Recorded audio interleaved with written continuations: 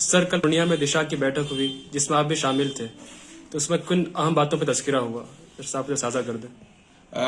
मामला ये है कि दिशा की बैठक, जिसे आम लफ्जों में कहें जिला सतर्कता एवं निगरानी समिति की बैठक, हर 3 महीने पर जिले सतह पे होती है और मुअज़्ज़ज़ रुकने पार्लियामेंट उसके एक्स ऑफिसियो चेयरमैन होते हैं और जिला के तमाम तर ऑफिसर्स से जायजा लिया जाता है। एमएलए प्रमुख और नगर पंचायत नगर पालिकाओं के जो अध्यक्ष होते हैं वो भी इसके इन्वाइटिंग मेंबर होते हैं और इसमें जिला भर में हो रहे काम, चाहे वो सेंटर के हो चाहे स्टेट लेवल के काम हो, तो सबका जायजा लिया जाता है और उसमें जायजा लिया गया और मैं पहली बार कल शामिल हुआ उसमें।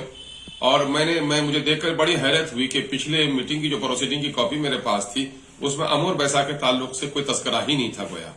दूसरी जगह के एमएलए वगैरह ने अपने सवाल उठाए थे लेकिन वहां पर कोई सवाल नहीं था। मैंने बड़ी जिम्मेदारी के साथ 2016 से लेकर अब तक जो बाढ़ पीड़ित हैं और जिनका घर बह गया है और जो सड़कों पर और स्कूलों में पनाह लिए हुए हैं उनको सरकारी मुआवजा नहीं दिया गया है, इस सिलसिले में बात उठाई और डीएम ने यकीन दिलाया कि 2016 से लेकर अब तक जिन लोग बाढ़ पीड़ित हैं और जो लोग विस्थापित हैं उनको जल्द से जल्द मुआवजा दिया जाएगा। आप उसके कागजात पेश करें।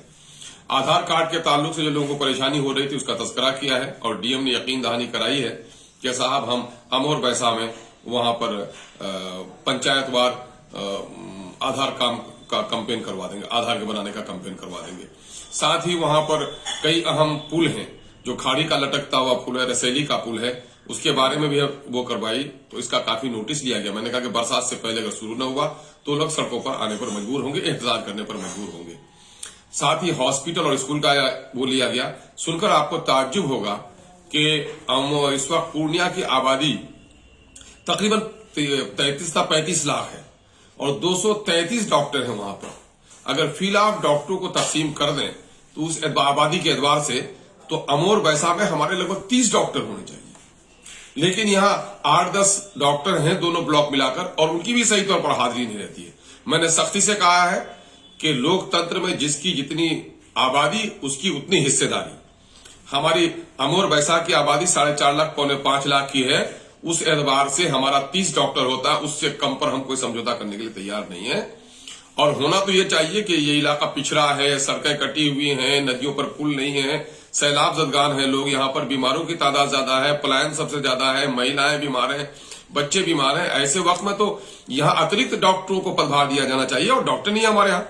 मैंने सख्ती से कहा कि जल्दी से जल्दी हपनिया का जो वहां एपीएससी है उसको आबाद किया जाए और डॉक्टर बहाल किया जाए। ये सारी बातें हमने कही है। वहां पर म्यूटेशन में जो धांधली हो रही है उसके ताल्लुक से भी बातें कही हैं।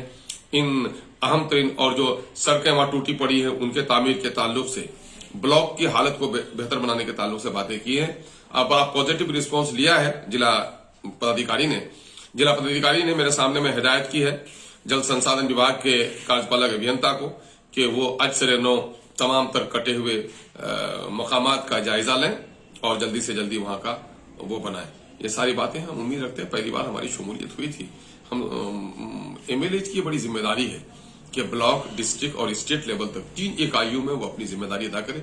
हमने अपनी जिम्मेदारी अदा करने की थोड़ी बहुत कोशिश की है। दुआ कीजिए कि आगे भी हम खिदमत कर सके, वहां बड़ी जरूरत है काम करने की। और मैं समझता हूं कि इस तरह की अहम मीटिंग में गैर हाजिर रहकर लोगों ने बड़ा नुकसान पहुंचा।